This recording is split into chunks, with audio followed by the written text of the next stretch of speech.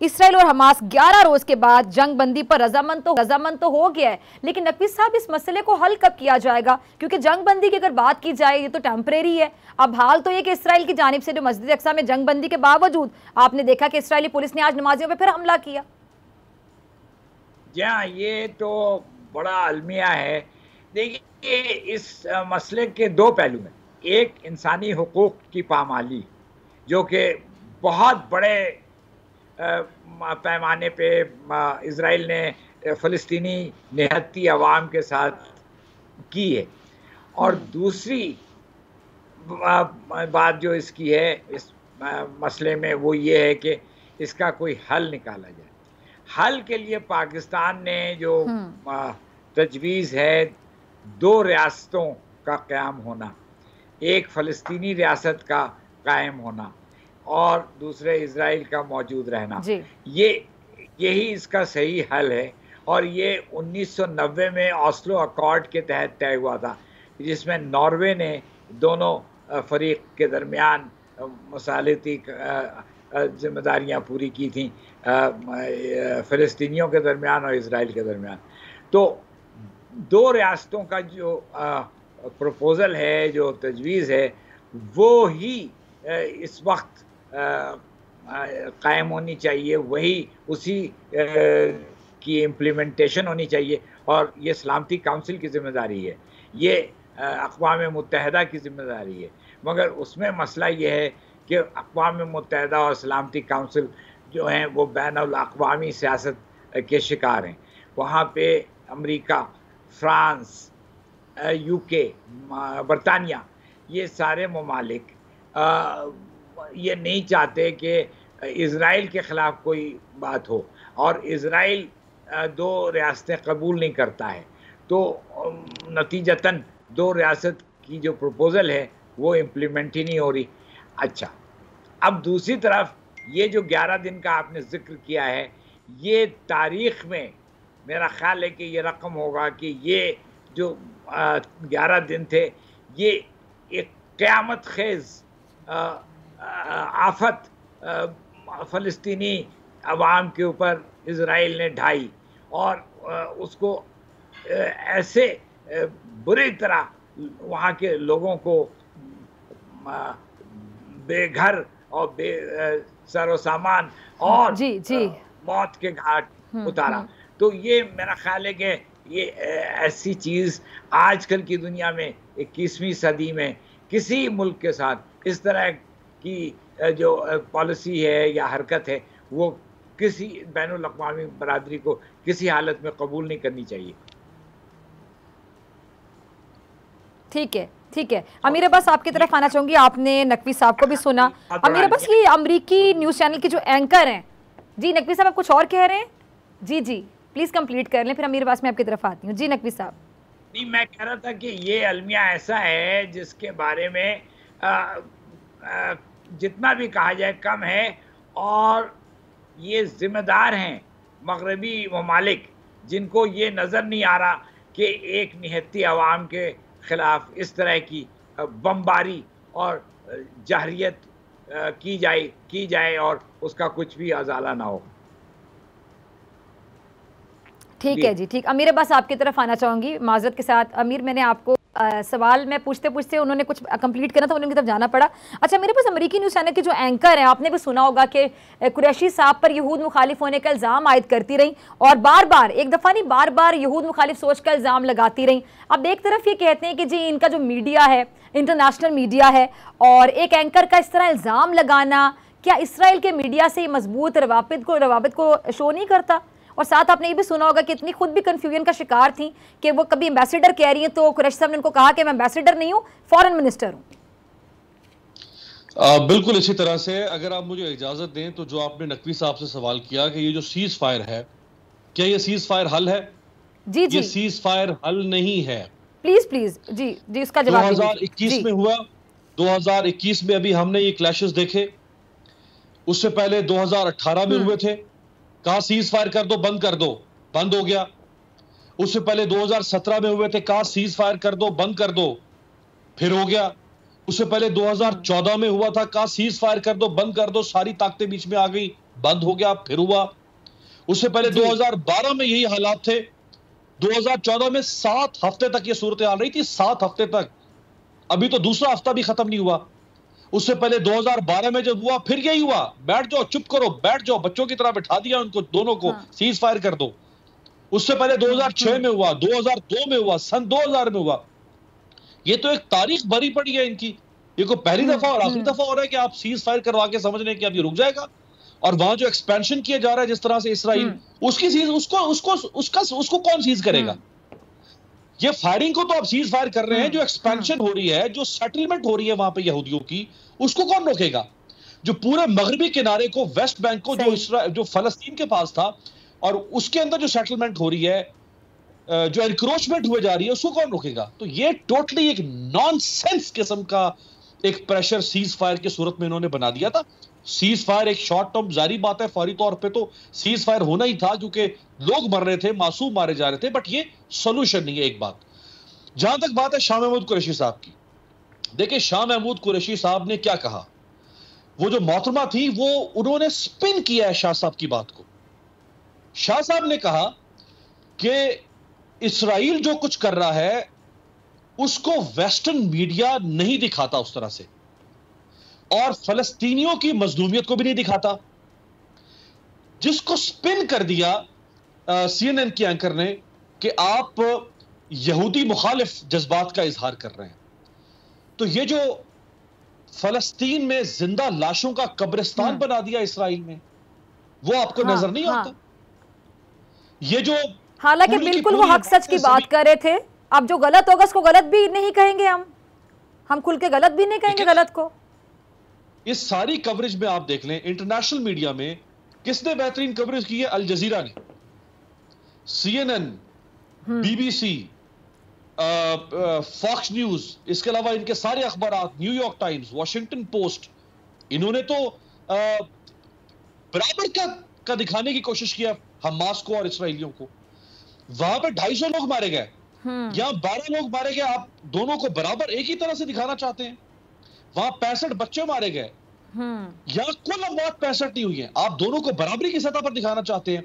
इनके पास आयरन डोम anti missile system है, इनके पास अमेरिका की तरफ से हर साल $4 बिलियन की मिलिट्री एड मिलती है, आप इनका मवाजना हमास के साथ कर रहे हैं।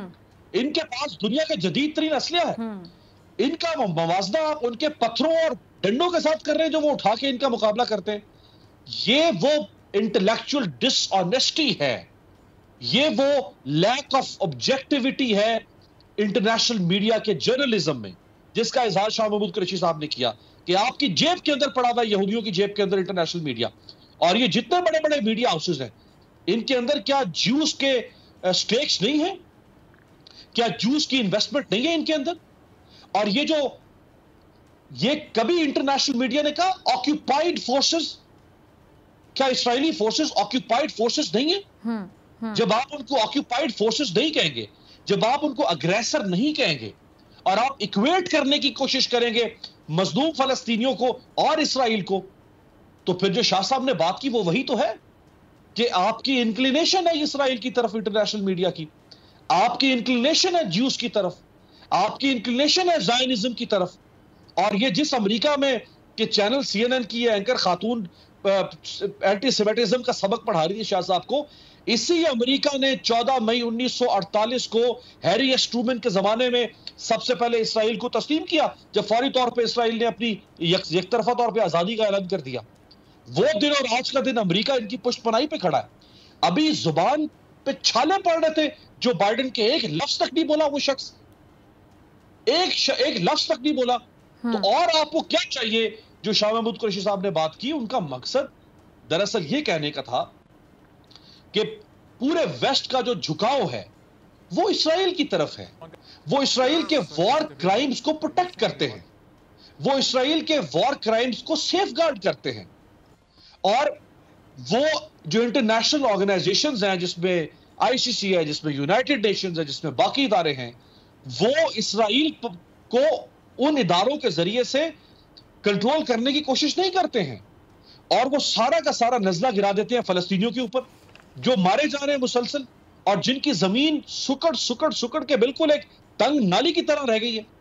तो ये शाह साहब ने कहा, जिसको फौरी तौर पे वो मोहतरमा ने स्पिन करके और उसको वो एंटी सेमिटिज्म की तरफ ले गई। सही सही। अली सरवर साहब, आपकी तरफ आना चाहूंगी।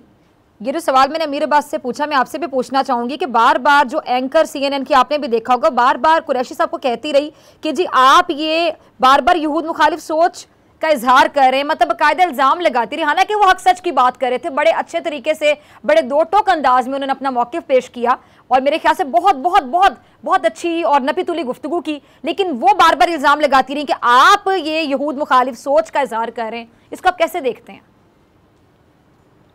देखिए, ये जो एंकर थी है वो कोई अकेली नहीं है इस सोच की।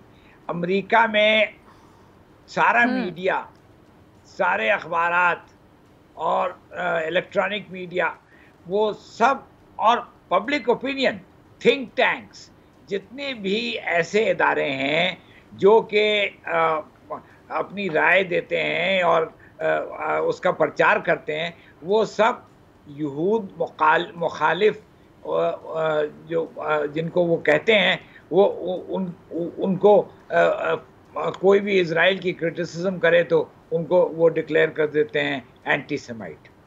तो ये तो अमेरिका में एक आम मसला है कि वहाँ पे इस सोच में एक ऐसा बायस है जो कि बिल्कुल नहीं बदलता।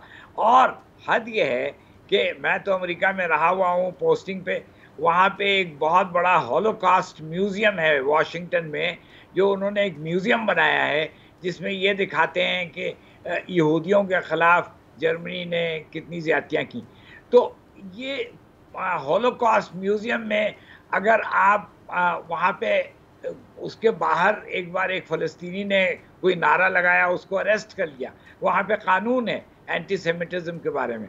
इसीलिए पाकिस्तान का मौक़िफ़ जो इस्लामोफोबिया का है और जो मैं समझता हूँ बहुत दुरुस्त है, और वो अक़वाम मुत्तहिदा में वज़ीर-ए-आज़म इमरान ख़ान ने भी उसका भरपूर इज़हार किया था कि इस्लामोफोबिया को ख़त्म करना होगा। इसी तरह जैसे कि एंटी सेमिटिज़म के ख़िलाफ़ उन्होंने अपना एक पूरा महाज़ बना रखा है। अब तो ये एक बात हो गई। दूसरे, फ़लस्तीन में इज़राइली जो रियासत बनी, वो सही कह रहे हैं अमीर अब्बास साहब कि ये 1948 में जब ये रियासत बनी थी, ये एक ऐसे खित्ते में, एक ऐसी ज़मीन पे बनी जहाँ पे ऑलरेडी वहाँ लोग मौजूद थे, वहाँ पे फ़लस्तीनी रहते थे, फ़लस्तीनियों का पूरा एक सूबा था। उस सूबे को उन्होंने एक तरह से कानूनी तौर पे ख़त्म कर दिया, और मगर आबादी तो रही, और उस सूबे को ख़त्म करके इज़राइल की रियासत बना दी। तो ये सरेहन गलत, नाजायज़, नाइंसाफ़ी पे मबनी ये एक पूरा एक्शन और एक पूरी एक इवेंट बैनुल अक़वामी सियासत में पैदा हुआ। और उस वक्त से लेकर आज तक ये इज़राइल इनके फ़लस्तीनियों के साथ ज़्यादतियाँ कर रहा है, उनके हुकूक़ की पामाली करता है, उनको बराबरी की हैसियत नहीं देता है, और दुनिया कुछ नहीं कहती है। और सेटलमेंट, ये उनके ज़मीन पे अभी भी कब्ज़ा किए जा रहे हैं और वहाँ सेटलमेंट बनाते हैं। दूसरे, बैतुल मुक़द्दस की अलग उसका स्टेटस था। ये पहले जॉर्डन के तहत, जॉर्डन के बादशाह के निगरानी में ये पूरा इलाका बैतुल मुक़द्दस का था, जो कि इज़राइल ने 67 की जंग में जॉर्डन से छीन लिया। और उसके बाद ये अब इस तरह से उनके ख़िलाफ़ अपनी मुहिम चलाए होते हैं कि उन्होंने मगरबी किनारा और गाज़ा, दो इलाके जो फ़लस्तीनियों के हैं, उन दोनों को उन्होंने अलग अलग कर दिया है, उनमें डिवीज़न हो गई है। और अब वो गाज़ा से इतने नाखुश हैं या परेशान हैं कि गाज़ा जो है उनके कब्ज़े में नहीं आ रहा। हमास का वहाँ रूल है, और हमास ने ठानी हुई है और सही ठानी थी कि उनके वो इजराइल का मुकाबला करेंगे चाहे कुछ हो जाए। ठीक है, ठीक। अमीर अब्बास, आपका लास्ट कमेंट मेरे पास 1 मिनट है। देखें, ये उसूली तौर पे तो जो बाल्फोर डिक्लेरेशन आया था, जिसके बाद फिर साइक्स पिकोट एग्रीमेंट आया, ये 1920, 10, 20 और 30 की दिहाई में जो गंद खेला था आलमी ताकतों ने फर्स्ट वर्ल्ड वॉर के बाद, जिसकी वजह से पूरे मिडल ईस्ट को डिस्टेबलाइज किया गया, और वो साइक्स पिकोट एग्रीमेंट के तहत लबनान, फलस्तीन, शाम और इराक को के हिस्से बखरे करके बिल्कुल भंबोड़ के रख दिया गया। कुछ फ्रांस को दे दिया गया कि ये लो, तुम्हारे पास है टुकड़ों की तरह। कुछ बर्तानिया ने कहा मैं रख ले, तुम मेरे पास रहा। फलस्तीन इनके पास चला गया। और फिर ये आर्थर बैल्फोर, जो इनका फॉरेन मिनिस्टर था शायद, उसने स्टेटमेंट दे दी पब्लिकली। उसने कहा कि हम यहाँ पर आप यहूदियों के लिए एक नेशनल होम बनाएंगे। ओ भाई, तुम कौन होते हो यहूदियों के लिए यहाँ पे कौमी घर का ऐलान करने के लिए? ये कोई यहाँ पे नीलाम घर की स्कीम चल रही थी कि तुम लोगों को जमीनों की बंदर बांट कर रहे हो? गन तो इन्होंने खोला था सारा। और जाते हुए बर्तानिया ने फिर इस मसले को हल करने के बजाय इस खित्ते को फलस्तीन को देकर चला गया, अक़वाम मुत्तहिदा को, जो पहले एक मुर्दा डेड बॉडी पड़ी हुई है, वो एक उसको देकर चला गया कि संभालो इसको। उन्होंने खाक संभालना था, और उन्होंने उठा के फिर उसके बाद फिर अमेरिका बहादुर आ गया, और जो वो 2 नेशंस का जो नजरिया था, जिसका नकवी साहब ने जिक्र किया, जो हल है, जो पाकिस्तान भी कहता है, उसको इन्होंने बर्बाद कर दिया। और 1967 के बाद से फिर इसके अंदर एक्सपेंशन जो है वो इसराइल ने शुरू कर दी। अब ये अंडू नहीं हो पा रहा। हम तो अभी क्या भीख मांग रहे हैं मुसलमान के, भाई हमारे मुसलमान ना मारो, हमारे बच्चे ना मारो, हम इनसे वो कब्जा शुदा जमीन कब छुड़वाएंगे? डॉक्टर साहबा, ये छोड़ दे उम्मत मुसलमान सब नॉनसेंस है। कुछ भी नहीं रहा इस उम्मत के पल्ले, ना इस इस्लामी मुल्कों की जो तंजीमें, अरब लीग और OIC फलाना ढमकाना, ये सब ऑल नॉनसेंस है। एक बेचारा इमरान खान है और पाकिस्तान है जिसने कुछ खप डाली है, और इन सबको 4 मुल्कों को लेकर वहां पे पहुंच गया यूनाइटेड नेशंस में और कुछ शोर शराबा किया है। कुछ नहीं आपको मिल सकता वापस, जिस हद तक पूरा इसराइल और उसके साथ उसके ताकतवर अलाइज खड़े हुए हैं, ये आपको 1 इंच जमीन वापस नहीं करेंगे जो सूरत हाल नजर आ रही। सब्सक्राइब करें और बेल दबाएं ताकि कोई खबर रह न जाए।